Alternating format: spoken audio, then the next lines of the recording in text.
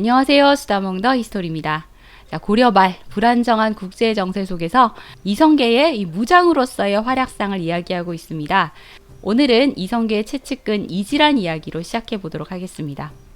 1471년인 공민왕 20년 여진천호 본명은 쿠른투란 티무르가 백호 보게를 보내서 투항을 해오는데요. 그가 바로 이지란입니다. 드라마에서는 보통 이지란으로 많이 등장을 하고 있고 실록에서는 이지란, 이두란 이름을 섞어서 기록하고 있습니다. 이들은 민호, 백호와 함께 기부를 했으니까 엄청난 수의 여진족이 투항을 해온 것이고요. 이 이성계 입장에서는 이두란이 합류를 하게 되면서 여진족의 기동성과 전투력을 갖추게 되어서 군사력이 크게 증강을 하게 되었으니까 천군만마를 얻은 것과 같았죠. 이지란이 어려서부터 태조 이성계와 친분이 많았는지에 대해서는 이견이 있는데요. 정식 사료에서는 이성계와 이지란의 개인적인 친분에 대해서 거론하고 있지 않지만 연려실 기술이나 순호지, 이지란 신도비 등을 통해서 많은 이야기들이 전해지고 있습니다. 그 중에 홍만중의 순호지에 따르면 이지란이 어렸을 때부터 태조 이성계와 친분이 있었던 것으로 이야기하고 있습니다. 이지란이 이성계의 명성을 듣고 하루는 그를 죽여야겠다 생각을 해서 이성계가 뒷간에 들어간 사이 뒤에서 화살을 막 날렸고 연거푸 화살을 날린 후에 이성계가 죽었을 것으로 짐작을 해서 조심스럽게 다가가 봤는데 이성계가 뒷간에서 화살을 움켜쥔 채 나왔다는 겁니다. 이를 본 이지란이 이성계의 무공을 당해낼 수는 없다라고 생각을 해서 용서해 주십시오 하고 엎드렸는데 이성계는 오히려 이지란의 손을 잡고 일으켰다라는 일화를 이야기하고 있는 거죠. 좀 다른 버전의 이야기로 이성계가 어느 날 사냥을 가서 사슴을 발견하고 활을 쏜 겁니다. 그리고 사냥감을 찾으러 가보았더니 자신이 쏜 화살 외에 다른 화살이 또 명중이 되어 있었어요. 그리고 그때 여진족 청년이 다가와서 이 사슴은 내가 먼저 맞춘 것이니까 내 것이요 라는 말을 하는 겁니다. 그리고 이 사슴을 놓고 한참 다투었던 두 사람은 활쏘기 내기를 하게 되는데 이 여진족 청년이 100걸음을 걸어가더니 이성계의 얼굴을 향해 활을 쏘는 겁니다. 이 위험한 상황에서 피해야 하건만 이성계는 눈 하나 깜짝하지 않고 날아오는 화살을 손으로 잡았습니다. 그리고 이 깜짝 놀란 여진족 청년이 이 놀란 기색을 숨기고 또 두 번째, 세 번째 화살을 연이어 쏘았는데 이성계가 그 화살을 모두 샥샥 피하게 되자 여진족 청년이 잘못했습니다 하고 무릎을 꿇고 용서를 빌었고 이 두 사람은 호영호제를 하게 되었는데 그 여진족 청년이 이지란이었다라는 이야기인 거죠. 이 일화들은 두 사람의 만남을 극적으로 만들기 위해 지어낸 이야기일 수도 있겠지만 함경도 북청에서 태어난 부족장의 아들 이지란이 같은 만주 지역 이 만호장 집안의 이성계를 몰랐을 리 없었을 것 같습니다. 이지란이 고려에 귀화한 뒤 줄곧 이성계와 함께 활동을 했고 또 이지란이 이성계와 의형제를 맺고 최측근으로 활약한 것으로 봐서 이성계에 대한 신뢰와 어떤 존경심이 있었던 것이 아닌가 싶네요. 이지란의 합류는 이성계가 권력의 중심으로 떠오르는데 큰 도움이 되었고 또 조선 초기에 평안북도와 함경북도에 있는 여진족 지역을 포섭하는 데에도 도움을 받게 됩니다. 이성계의 사병 집단 하면 가별초를 떠오르시게 될 텐데요. 몽골어 가베치에서 나온 말로 가베는 활을 뜻하는 말이고 치는 사람이니까 활을 잘 쏘는 사람이라는 뜻을 가지고 있네요. 이 가별초군은 목조 이한사가 의주로 향할 때부터 200년 가까이 이 시가문을 섬겼다고 하는데요. 이성계 가문이 북방에서 오랫동안 생활을 한 만큼 이 동북면 토착민들과 여진족을 비롯해서 몽고군 그리고 심지어 일본인까지 섞여 있는 다민족 혼성 군단이었다고 합니다.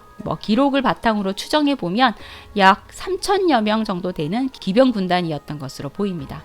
이 가별초는 어느 무장의 사병들과 비교할 수 없을 만큼 강력하고 충성도가 매우 높았다고 하는데요.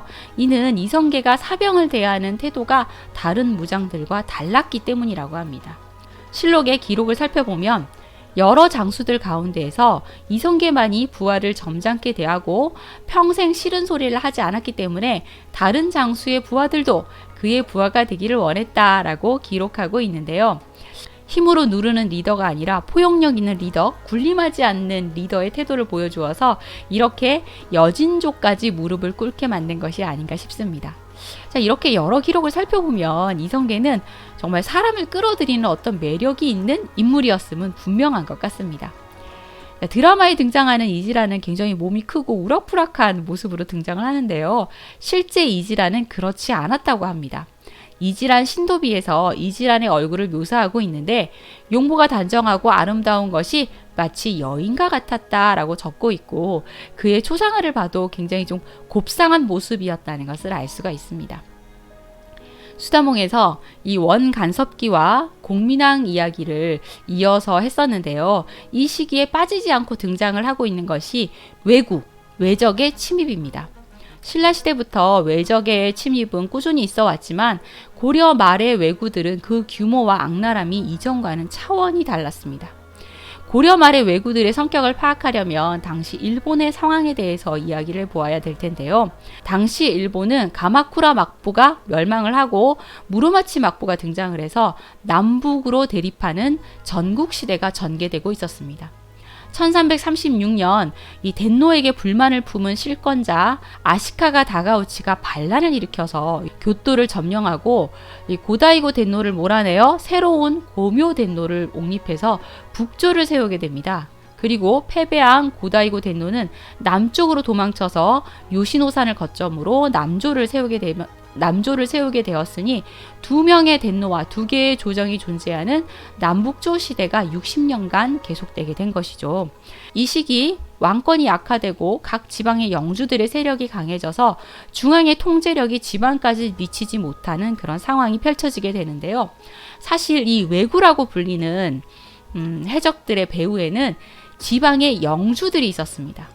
이 왜구들은 영주들의 지원, 후원을 받으면서 우리나라와 중국 해안지방까지 쳐들어가서 약탈을 일삼은 것이고 이 지방 영주들은 이 약탈을 기반으로 힘을 키우고 있던 상황이었죠. 고려가 일본 정부와 교섭을 진행을 해보았지만 일본 정부 역시 이들을 막아낼 힘이 없는 상황이었어요. 왜구의 본거지인 큐슈를 통제하기는 거의 불가능했고 오히려 이 왜구들이 교토 인근까지 약탈하기에 이르러서 왜구를 막아낼 힘이 없었던 겁니다. 그러니까 이 고려 말의 왜구들은 규모가 작은 도적대 수준이 아니라 영주들의 지원을 받은 대규모 군대였다고 할 수가 있는데요. 충정왕 때는 약 100척의 침략선을 가지고 침략을 했는데 이후에 점점 그 침략선이 많아지더니 400에서 500척 이상으로 늘어나서 그 규모가 엄청났다고 합니다. 그러니까 당시 왜구는 그 규모나 능력 면에서 단순히 약탈을 목적으로 하는 해적의 수준을 넘어서서 정규군과 싸울 수 있는 전력을 갖추고 있었기 때문에 혼란의 시기였던 고려는 속수무책 이 왜구들에게 당하게 됩니다. 이 왜적들은 경상, 전라, 충청, 경기 연안을 비롯해서 저 황해도와 평안도까지 노략질을 했고 민가를 불태우고 고려인들을 납치해서 노예로 파는 등 고려에 엄청난 피해를 입히고 있었습니다. 또 조은선을 약탈해 갔는데 조은선은 세금을 실어 나르는 배이니까 관료들이 제때 급료를 지급받지 못하는 그런 상황에 이르게 됩니다. 왜구는 고려가 멸망하는 1392년까지 총 506회를 공격해 온 것으로 기록되어 있는데요. 이 누락된 기록까지 감안을 해본다면 이보다 훨씬 많은 침공이 있었을 것으로 보입니다. 1371년인 공민왕 20년 7월 왜적이 예성강을 침입해서 전함 40여 척을 불태우는 사건이 벌어졌고 이 때문에 방어 책임자인 병마사 김입견이 즉각 유배 보내집니다. 그리고 그해 8월 왜구가 또 봉주를 공격해오자 이성계를 서강도지의사, 양배견을 동강도지의사로 임명을 하게 되는데 이 두 사람은 다 동령부 즉 요동정벌에 참여했던 장수들이어서 그 능력을 이미 인정받고 있는 상태였습니다. 이성계는 이제껏 여진족, 홍건적, 몽골 군벌들과 싸워왔는데 1372년에 화령 부윤이 되어 본격적으로 왜구와의 전쟁에 참전하게 됩니다. 이후에도 왜구는 계속해서 고려를 침공해왔고 고려군은 무참히 깨지기 일쑤였는데요.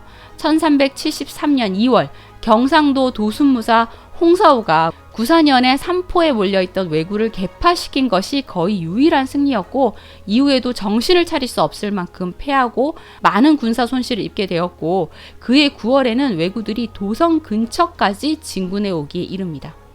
이런 급박한 상황이 계속되고 있던 때인 1374년 9월 공민왕이 갑자기 시해되었고 이 공민왕 시해 사건을 빠르게 해결한 이인임이 공민왕과 12반여 사이에서 태어난 모니노를 우왕으로 옹립하게 되면서 권력의 중심에 서게 됩니다. 사실 우왕이 공식적으로 공민왕의 후계자다라고 선포된 적이 없어서 나라 안팎으로 많은 혼란이 있었던 시기인데요.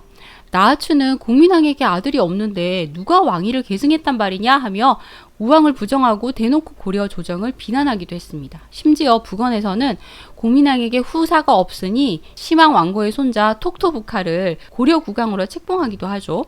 자, 여기서 명나라 사신 채빈 살인 사건에 대한 이야기를 잠시 해보면, 공민왕이 살해되기 전 명나라에서 채빈과 인미를 사신으로 보내서 말 수천 피를 보내라는 요구를 한 적이 있습니다. 공민왕은 명나라와 친선을 도모하기 위해서 말 상배피를 주었고 기미에게 명나라 사신을 배웅하도록 했죠. 그런데 그 와중에 공민왕의 살해가 된 것인데요. 이때 기미가 이 채빈 부자를 죽이고 인미를 사로잡아서 원나라로 도망치는 사건이 벌어집니다. 기미가 이런 행동을 한 뒤에는 이이님이 있었을 가능성이 많은데요. 이이님은 명나라 사신 채빈이 공민왕 피살 사건을 명나라에 보고를 하면 그 책임이 재상인 자신에게 돌아오지 않을까라는 염려를 해서 채빈을 살해하도록 사주를 했고, 그동안 배척당했던 원나라와 다시 손을 잡고 자신의 정치적 입지를 다지고자 했던 것입니다. 이이님은 우왕이 공민왕의 아들이고 그 유언에 따라 즉위를 했으므로 톡토부카의 왕위 계승은 부당합니다라는 이 백간의 연명서를 원나라에 보내면서 원과의 관계 회복을 시도하게 되죠. 그런데 이를 지켜보고 있던 정도전, 정몽주, 권근 등 신진사대부 세력들이 들고 일어나게 됩니다. 간간들이 이이님이 사사로운 이익을 위해 국가의 안위를 흔들 수 있는 명나라 사신을 살해했습니다. 이이님의 죄를 물어야 합니다. 라며 이이님을 탄핵한 것인데요. 하지만 이이님은 오히려 이 우왕을 움직여서 간간들이 재상을 비난했다며 이 문제를 공식화했고, 이이님이 명나라 사신을 살해한 사건은 덮어지고 오히려 간간들이 하극상을 벌인 죄인이 되어버립니다. 당시 정도전, 정몽주 등 이 사대부 세력들이 대거 해직되고 유배를 떠나게 되는데요. 그 중에서도 이이님은 정도전이 이 하극상의 중심 인물이다 라는 생각으로 훗날 정몽주나 다른 사대부들은 모두 간직에 2-3년 안에 모두 복직을 했는데, 정도전만은 8년이 넘게 유배지에서 보내야 했고 개경으로 돌아올 수 없는 벌을 받아서 오랫동안 정치활동을 할 수 없게 됩니다. 당시 채영은 신돈에게 숙청되어서 거의 죽기 직전까지 갔다가 신돈이 숙청된 후에 복직되었는데요.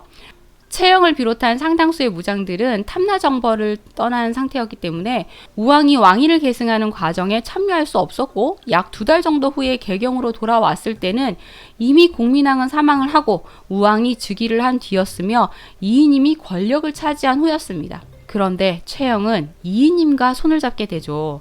사실 채영은 이 무신처우에 대한 불만과 검문세족들의 무분별한 숙청, 그리고 신진 세력들이 급부상하는 것과 급속한 친명 정책을 펼치고 있는 공민왕에 대한 불만이 있었습니다. 그래서 좀 보수적이면서 기득권을 인정하는 이이님 세력과 정치적 타협을 했던 것이죠. 사실 채영의 무력적 협조가 없었다면 이이님의 정권은 유지될 수 없었겠죠. 하지만 그렇다 하더라도 채영과 이이님은 분명 다른 유형의 인물입니다. 이이님이 권력형, 인간형이라면 채영에게는 그래도 충심이라는 것이 있었으니까요. 자, 그런데 얼마 뒤인 우왕 원년 8년에 이성만호가 시망 모자가 명나라 사신 채빈을 살해하고 도망갔던 기미와 진봉사 김설을 데리고 이미 신주에 도착을 했습니다. 라는 보고를 해오게 되는데요. 이 보고로 인해 온 나라가 혼란에 빠지게 됩니다. 아, 왕위 교체를 도모하기 위한 움직임이구나 라고 생각을 했기 때문이죠. 그래서 고려는 급히 군대를 동원하게 되는데, 임경미를 서경상 원수로, 경보를 겸도순 문사로, 양배견을 안주 상원수로 임명을 하고 각 도의 병사들을 징발하게 됩니다. 그런데 이 혼란을 적극적으로 이용해야겠다라고 생각을 했던지 또 그해 9월 외선이 덕적도와 자연도에 대거 집결을 하게 됩니다. 이 군사들은 모두 북방으로 이동이 되어 있는 상황이어서 병력이 턱도 없이 부족한 상황이었기 때문에 도성 내에 있는 장정들과 각 능을 지키는 능호들을 뽑아서 부대를 편성하게 되죠.